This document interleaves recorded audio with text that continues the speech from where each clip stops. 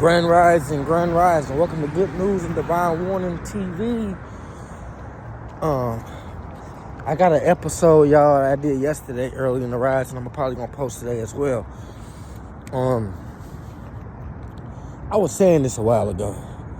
I told myself, whenever I'm feeling up, I'm feeling energetic, I'm feeling motivated, I'm feeling like I could conquer the world, or, you know what I'm saying, things of that nature. You notice a lot of people's energies are low. Whenever I go around people, when I'm in a good mood, or I'm feeling good, or I'm feeling vibrating high, it seems like they're down. Then whenever I'm down or whatever, it seems like they're happy.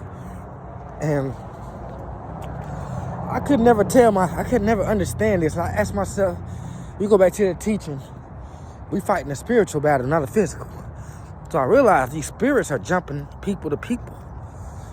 Because it seemed like since I got back to, my little rightful position, because I've been gone for about 2 months, on a little personal journey of mine. And you see everywhere I go, this light follows me, even like the light, you know what I mean?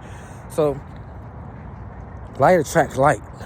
But anyway, I realized how when I got back, I always told myself, when you get back, the attacks ain't gonna stop. The universe just separated you to go on a long journey so you can strengthen your mind. Just like how the so-called Jesus that everybody follows, everybody worship Jesus. Everybody follow Jesus until it's time to do some work that Jesus did, and don't nobody know who Jesus is anymore. But they want to tell me that, oh, you this, you that, you blasphemy, or you the devil, or you going to hell, this and that. But the thing is, I might not be no religious scholar or be following no religion, but at the end of the day, I might not follow Jesus, but I become that which Christ told us to become. You get what I'm saying? So it ain't got nothing to do with me following your religious concepts and shit, because at the end of the day, I'm living a religious concept. I didn't say I didn't believe in those concepts. I just say I don't believe in following them. I believe becoming that, which the holy books tell us to become. See, everybody want to read these holy books and stuff. They want to say they following after the holy book instead of saying they want to become that holy book which they're reading. I'm not following Jesus. I want to be an example as Jesus was an example. I know we can never be perfect in life, we're humans.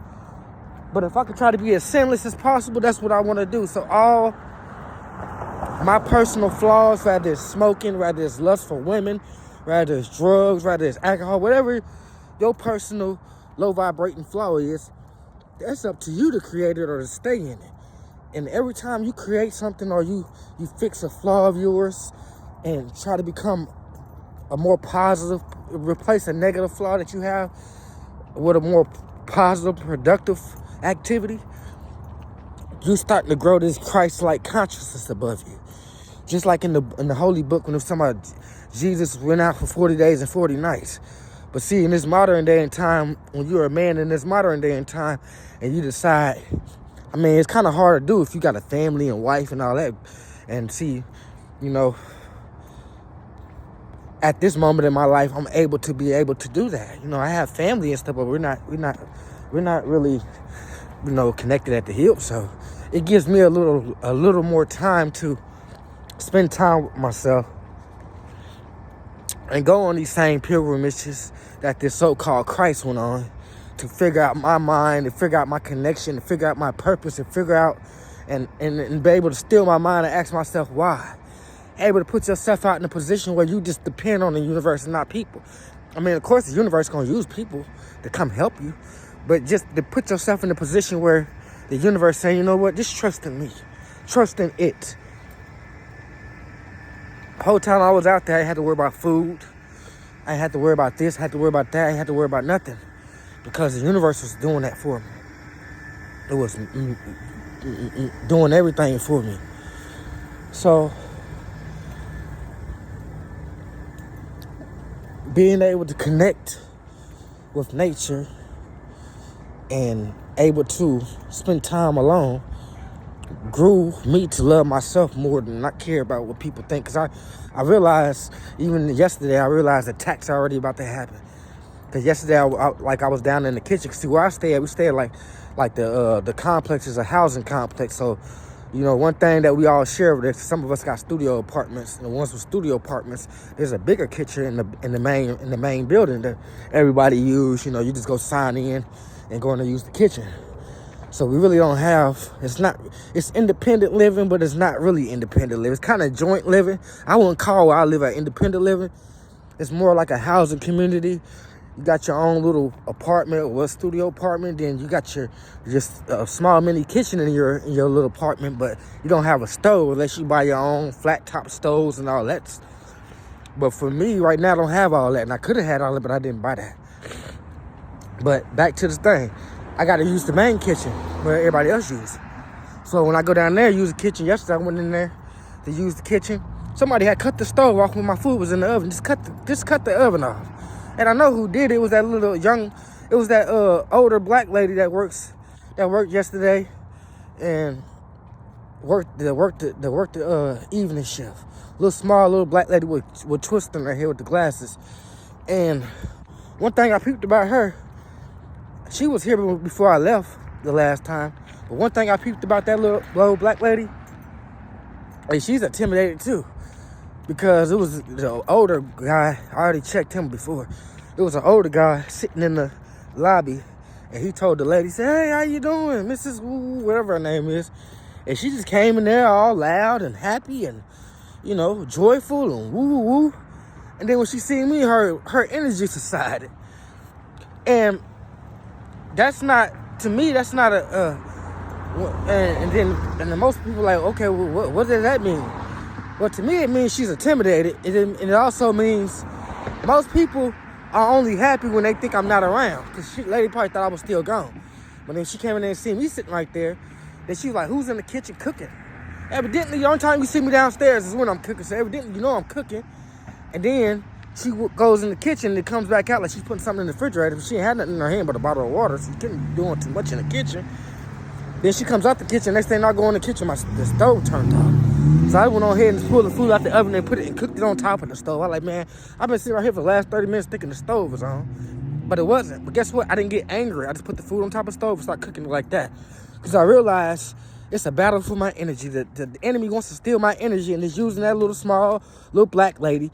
Most likely, when I'm attacked, I'm mostly attacked by black folks. And I'm saying this with love and respect. I get attacked by everybody, but these spirits gonna use a lot of weak. The only thing I gotta understand about spirits use weak vessels. You can't use a strong vessel. And what I mean by a strong vessel is anybody who eats properly, anybody who exercises, who meditates, who does a lot of helpful things to their body, mind, and soul, who equates the three together. When they work out, they get their mind right, their body, and their soul right by doing good works unto others. That's how you get the soul right, by saying good things to yourself, by saying good things about yourself, by saying good things about other people. That's how you get your soul right. People that don't do these practices, that don't find an equilibrium between their mind, body, and soul, those people have weak vessels. So if your physical is not right, you're not healthy. That means you're lazy, or you're predominantly lazy and you're doing things to get by to a point where just to work. But then if your spirit's not right, then your mind's not right. And if your mind's not right, your body's not right, then your emotions not right, then your soul's not right. Everything is off equilibrium. All three things, mind, body, and soul, all three of them things have to be on one accord.